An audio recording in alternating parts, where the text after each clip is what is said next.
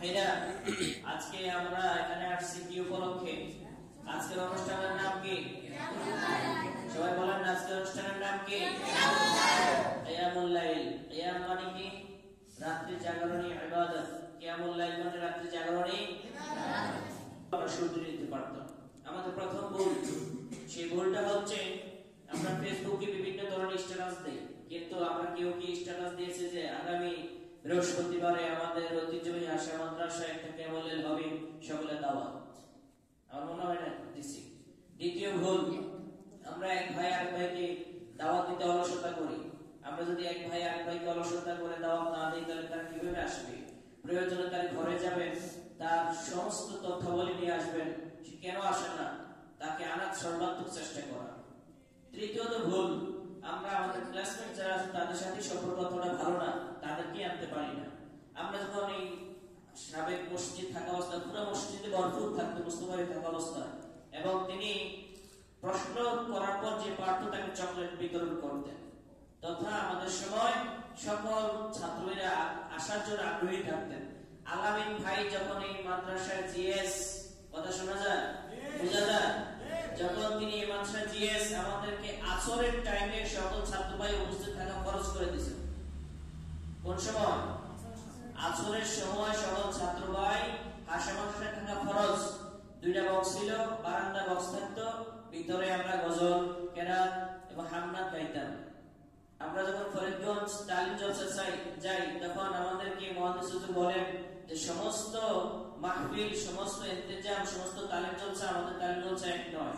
অনেক মাহফিলের শেষের দিকে লোক হয়, আর আমাদের মাহফিলে লোক হবে মাগরিব এবং আওয়াবিনের সময়, কারণ আমাদের মূল টার্গেট মাগরিব এবং আওয়াবিন তালিম। সুতরাং এই সময় আমাদের ছাত্র ভাই এবং আমাদের পীর ভাই থাকা একান্ত কাম্য। যাই হোক, ওদিকে যাচ্ছি না। তাহলে আমাদের ভুলগুলো আমরা দেখে দিলাম, এবং আমরা পরবর্তীতে কালে এই ভুলগুলো যদি আর না করি, আল্লাহ তাআলা সেই তৌফিক দান করুন, বলেন আমিন। এখন আসছি তো আসছি, আমরা যারাই আসছি আর যারা আসতে পারে নাই তারা কি এক হলো ভাই? আমরা যারা আসছি আর যারা আসতে পারে নাই তারা কি এক? আল্লাহ তাআলা আমাদেরকে যাচাই বাছাই করে আনছেন, এর জন্য আবার শুকরিয়া আদায় করি, আলহামদুলিল্লাহ। জোরে বলেন আলহামদুলিল্লাহ। রাসূল করিম সাল্লাল্লাহু আলাইহি ওয়াসাল্লামের উপর ফরজ করা হয়েছিল তাহাজ্জুদ নামাজ পড়ার জন্য, আর আমাদের কষ্ট হবে বিধায় আমাদের উপর ফরজ করা হয় নাই।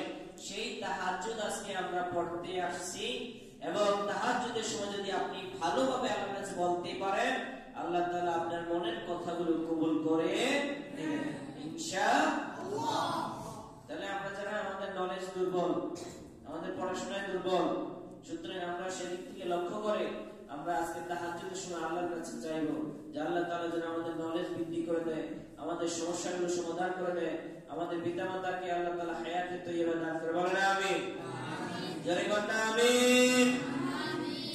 বুঝছি আপনাদের একেবারে মন খারাপ, আপনারা যত আলোচনায় মধ্যে ঢোকান না কেন, হুজুর কইয়া যান আমাদের মুখ আছে।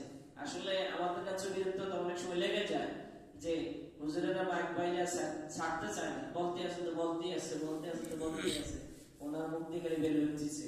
কিন্তু ভাই, প্রত্যেকটা মজলিস এক না। এই মজলিসটা আমার মনে হয় 6 মাস পরে গঠন করা হয়েছে, কিয়ামুল লাইল প্রায় 6 মাস এরকম হবে। সুতরাং এই 6 মাস পরে একটা কিয়ামুল লাইল দিছে, সেটা যদি আপনাদের শিক্ষার্থী, আমাদের শিক্ষার্থী, তাই না, আমরা যারা ঠিক শিক্ষা গ্রহণ করতে পারি, প্রতিদিন তো আর টাকা হয় না, একটা মাস 2 মাস পর পর একবার টাকা হবে ইনশাআল্লাহ। সুতরাং আমরা এই সময়টাকে একটু কাজে লাগানোর চেষ্টা করব, আমরা আমাদের জ্ঞান দিয়ে সর্বাত্মক চেষ্টা করব। আমার লাস্ট কথা হচ্ছে, আমরা আমাদের এদিকে ভাইয়া, লাস্ট কথা হচ্ছে আমরা আমাদের নিজেদেরকে একটু প্রশ্ন করি, নিজেরা একটু প্রশ্ন করি, আমি কি পড়াশোনা করছি নাকি করতেছি না? এই প্রশ্নটা নিজে করলে অনেকগুলো উত্তর পেয়ে যাবেন। আমি কি পড়াশোনা করতেছি নাকি করতেছি না? যদি পড়াশোনা করি, তাহলে কিরকম পড়াশোনা করি? আপনি 1, 2, 3, 4 করে ক্লাস 10-এ উঠলেন, আপনাকে যদি 10-এ ওঠার পরে ক্লাস 8-এর কোন ছাত্রকে ইংরেজি পড়াতে দেয়, আপনি কি পারবেন? কেন পারবেন না? কারণ আপনি তো এগুলো পড়ে ক্লাস 10-এ উঠছেন, তার মানে 8-এ তো আপনি পারবেন না। তাহলে আপনার দুর্বলতা থেকে গেছে, আপনি পরিপূর্ণভাবে আপনার পিছনে ক্লাসগুলো শেষ করতে পারেন নাই। তাহলে আমরা আমাদের দুর্বলতা যেহেতু আছে সেহেতু আমরা পড়াশোনা করি না। এক।